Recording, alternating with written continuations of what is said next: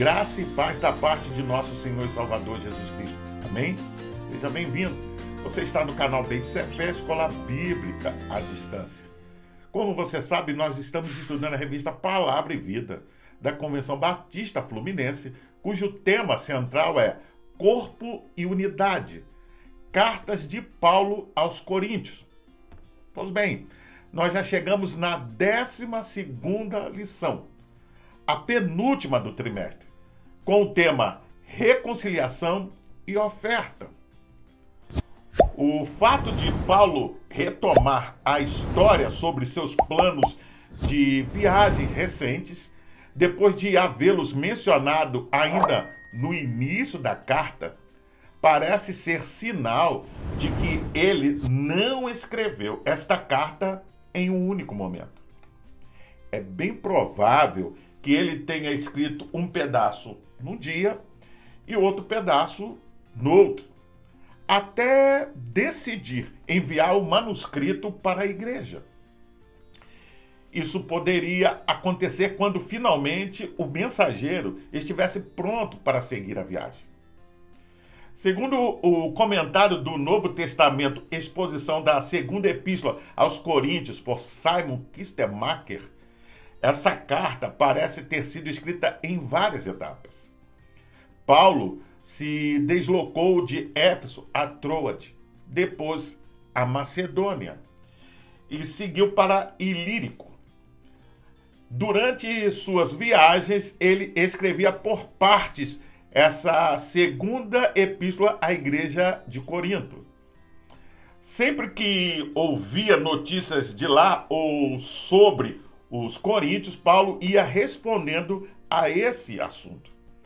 Outras vezes, a própria falta de notícias se reflete na epístola. Por exemplo, se Paulo tivesse sabido da chegada de Tito mais cedo, não teria mencionado sua ansiedade, nem teria ele suplicado aos coríntios por afeto recíproco. Para dar início ao nosso estudo, eu quero convidar você a pegar a sua Bíblia e ler comigo juntos o texto em 2 Coríntios, capítulo 7, verso 2 ao 4. Eu lhes peço que abram seus corações novamente para nós, pois nenhum de vocês sofreu de nós qualquer injustiça. Nenhum só dentre vocês foi desencaminhado. Não enganamos a ninguém, nem tampouco tiramos vantagem à custa de ninguém. Não estou dizendo isso para repreendê-los ou censurá-los, pois, como eu já disse antes, vocês estão para sempre em meu coração e eu vivo e morro com vocês. Eu tenho em vocês a maior confiança e me orgulho grandemente de vocês. Vocês me têm encorajado muitíssimo. Vocês me têm feito muito feliz, apesar de todo o meu sofrimento. Devemos entender também que o material de escrita de Paulo não era uma coleção de páginas soltas. Isso mesmo, e sim um rolo. Escrever num rolo torna difícil fazer grandes revisões. E, por fim, o estilo dessa epístola é entrecortado, como se o escritor estivesse com pressa. Aqui e ali há transições desajeitadas e quebras na gramática grega. Mas tudo isso confirma que Paulo é bem humano ao expressar suas emoções. Como ele escreve, assim ele é.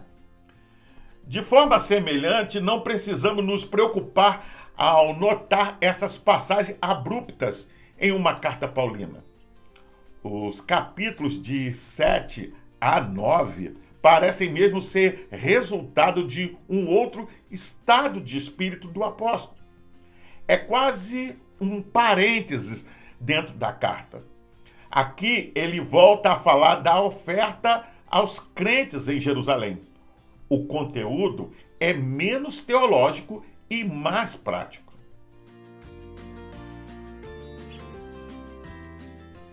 Pois bem, parem um pouco e imagine como é uma reunião familiar em datas significativas como o Natal, Páscoa, casamento ou aniversário. Abraços apertados, sorrisos, lembranças amistosas, agradáveis surpresas, tudo isso parece recorrente nesses encontros.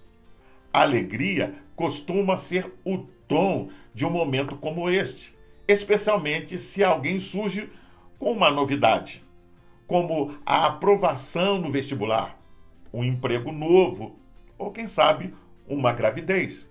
Por exemplo, nós fomos surpreendidos este ano com mais um neto. Isso mesmo, a minha filha Jaqueline, que muitos dos nossos ouvintes conhecem, está grávida. Veja, ainda não sabemos o sexo, mas estamos radiantes pelo novo membro que está por chegar. O texto de 2 Coríntios, capítulo 7, do verso 2 até o 16, descreve o encontro de Paulo com Tito.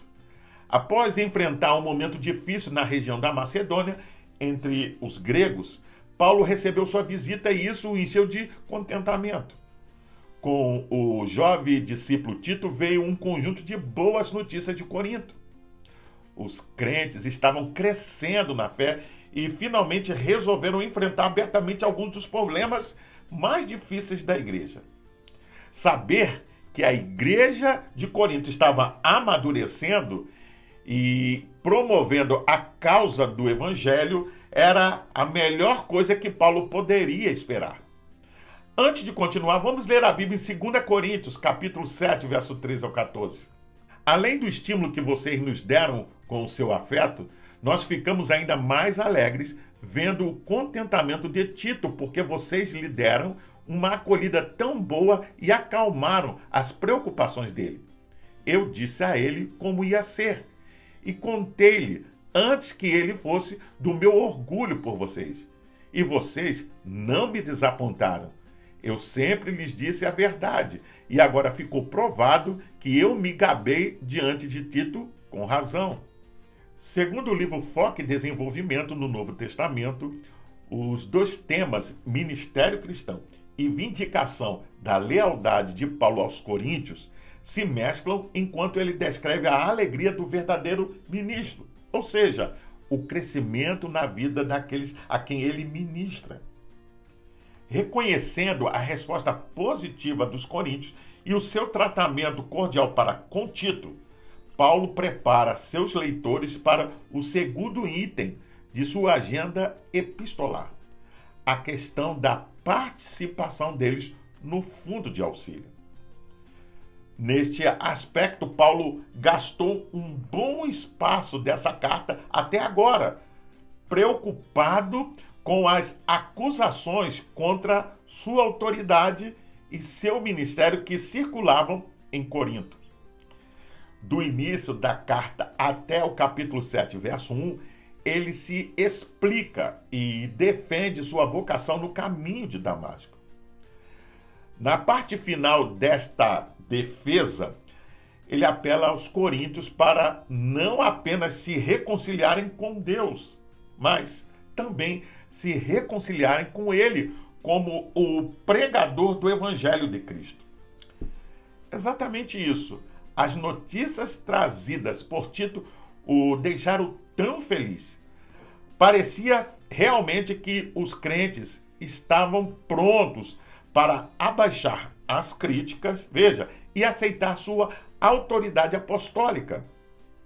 Paulo ficou confiante neste sentido, especialmente ao saber que os coríntios lamentavam o infeliz incidente ocorrido em sua última visita e desejavam que ele os visitasse novamente.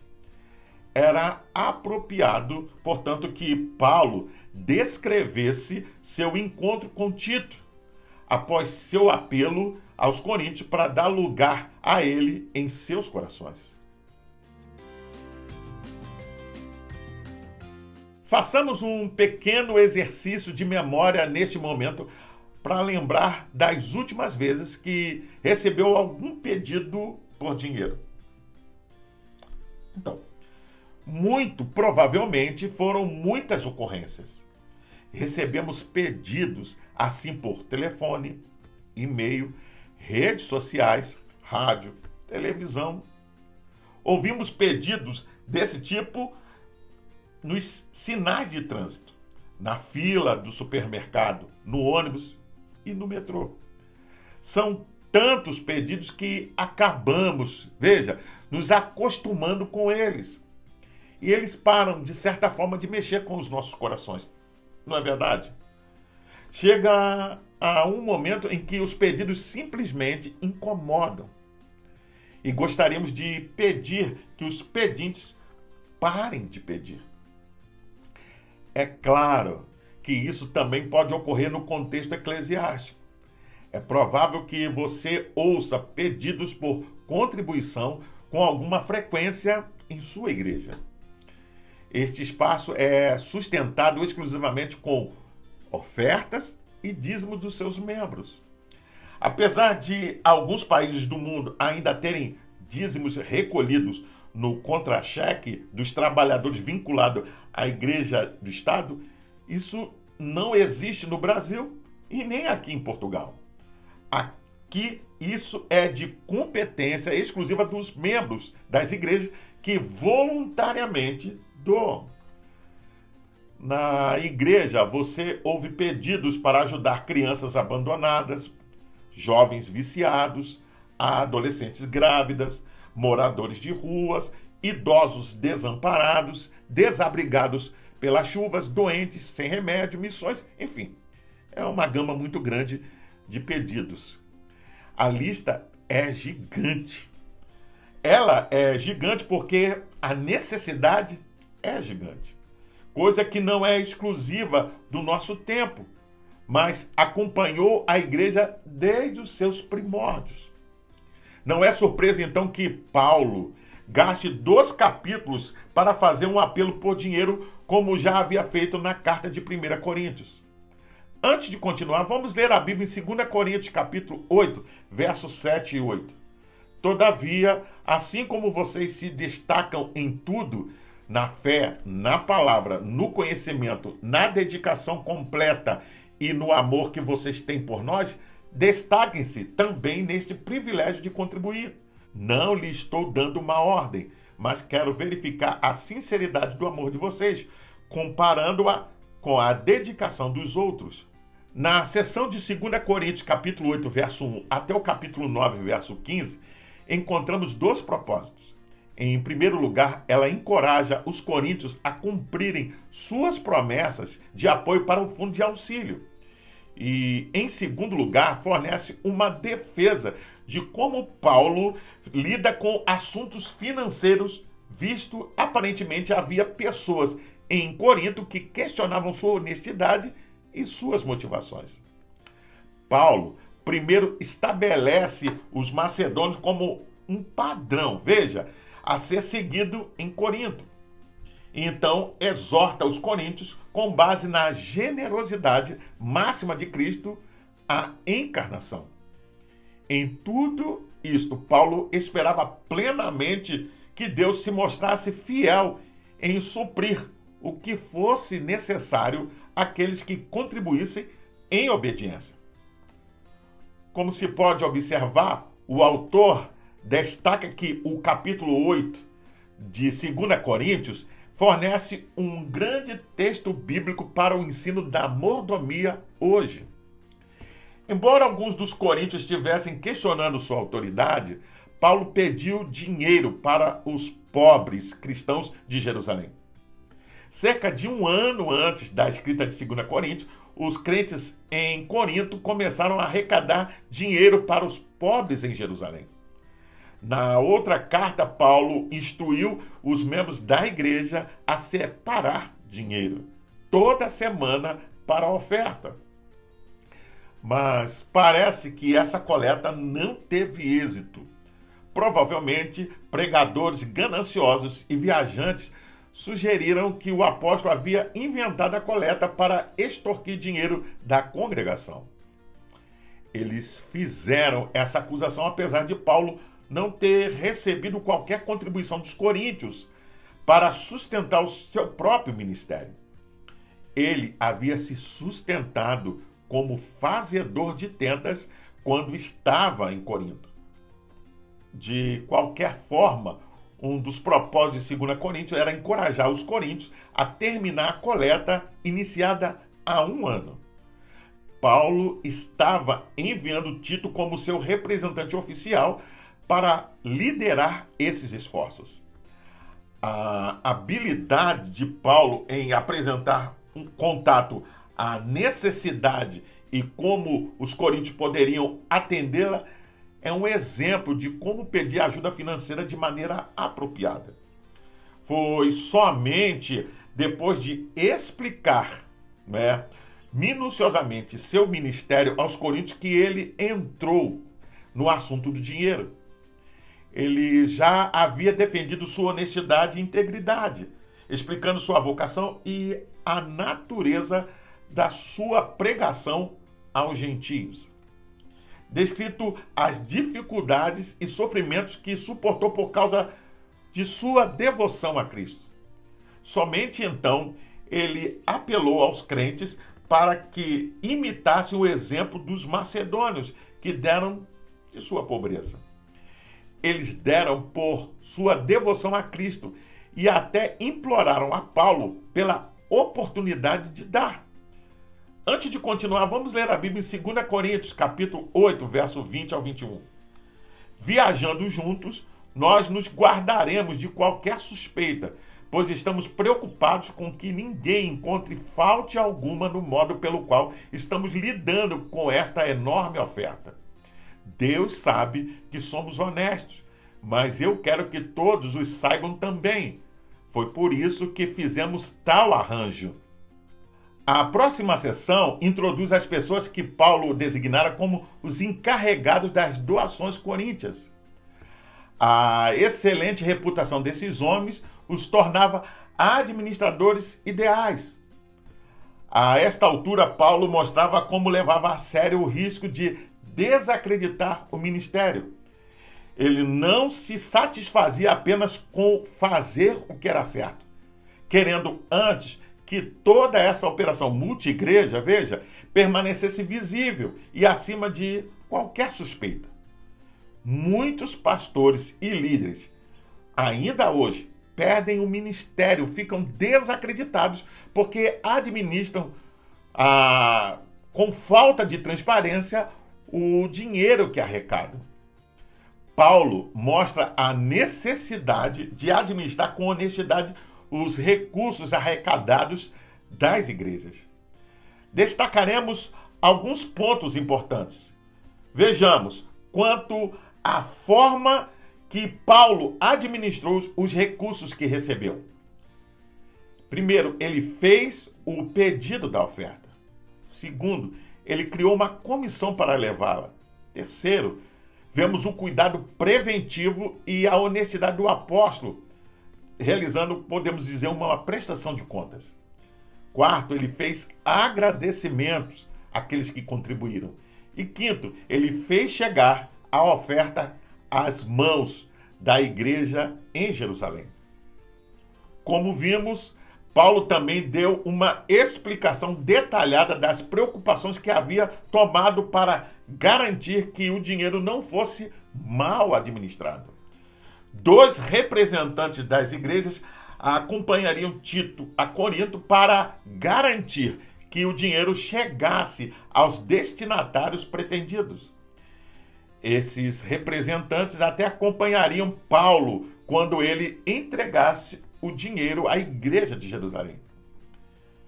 Pelo que lemos em Romanos capítulo 15, verso 25 ao 27, estes esforços de arrecadação de fundos foram bem-sucedidos, pois Paulo falou sobre a coleta para Jerusalém. Ele explicou aos crentes de Roma que a coleta não era apenas uma expressão de amor cristão, mas também uma expressão de gratidão aos cristãos judeus que sofreram perseguições para pregar a boa nova da salvação a eles. No fim, Paulo estava mais preocupado com a unidade da igreja se os judeus aceitariam a igreja dos gentios, do que com qualquer quantia específica de dinheiro. O capítulo 9 lembra aos coríntios seu entusiasmo inicial pela coleta de Jerusalém. Paulo está alegre porque Deus estava usando os crentes de Corinto para ajudar outros crentes de Jerusalém. Outras pessoas ouviram falar dessa missão de misericórdia e também responderam com entusiasmo ao apelar por dinheiro. Era preciso, entretanto, que o entusiasmo não cessasse. Na obra de Deus, não é possível participar a contragosto. Nesse tipo de trabalho, não é o tamanho da contribuição que importa, veja, mas o coração de quem contribui. Ajudar ao próximo é um privilégio.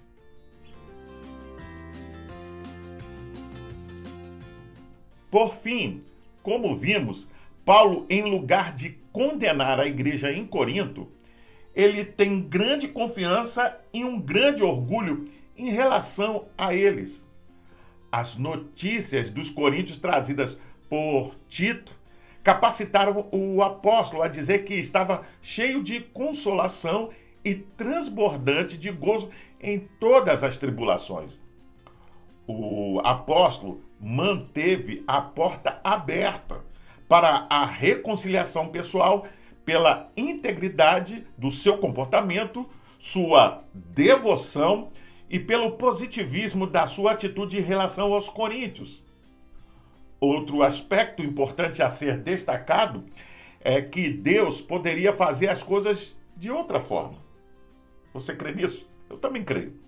Mas ele decidiu fazer com nossa participação, como cooperadores dele na sua obra de abençoar pessoas.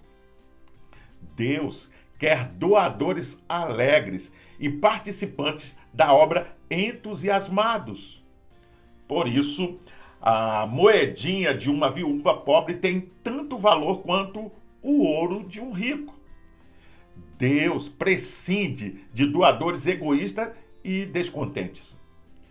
Eu finalizo perguntando: a doutrina bíblica da mordomia nos ensina que tudo o que possuímos vem de Deus. Neste sentido, não somos proprietários ou dono de nada. Deus nos entrega para administrar. Como essa doutrina deveria nos incitar à prática da partilha e ajuda ao próximo. A doação precisa ser com alegria. Uma doação forçada não faz sentido no contexto cristão. O mesmo poderia ser dito sobre o tamanho da oferta. O importante, veja, é participar. Como distinguir a questão da ajuda aos irmãos necessitados desta passagem com outras que tratam do dízimo? Por exemplo, em Malaquias capítulo 3, verso 10. Oferta e dízimos são a mesma coisa neste contexto.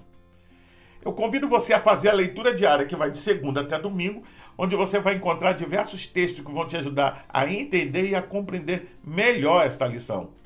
Você também pode baixar a revista Palavra e Vida da Convenção Batista Fluminense. Basta acessar o link que vai estar na descrição desse vídeo. Você entra, se cadastra e baixa para o seu tablet, celular e computador. E não só vai poder rever essa lição, mas acompanhar futuras lições. Pois bem, eu sou o pastor Carlos Guerra e você está no canal Beit Sefer, Escola Bíblica à Distância. Hoje, nós estudamos a lição de número 12 e o tema foi reconciliação e oferta. Gostaria ainda de deixar uma palavra de recomendação a todos aqueles que nos acompanham, que nos assistem, mas não frequentam nenhuma igreja cristã. Procure uma igreja perto da sua casa, que prega genuinamente a palavra de Deus e faça uma visita. Sem dúvida você vai ser bem recebido e vai se sentir bem. Se você gostou deste conteúdo, inscreva-se no canal. É fácil, é rápido, basta apenas clicar aqui embaixo. Dá um gostei, faça um comentário sobre essa lição, deixe a sua opinião. Pois toda vez que você assim o faz, o YouTube entende, ele compreende que esse assunto é relevante para mais pessoas. Não esqueça de acionar o sininho para receber as futuras notificações, porque semana que vem tem mais.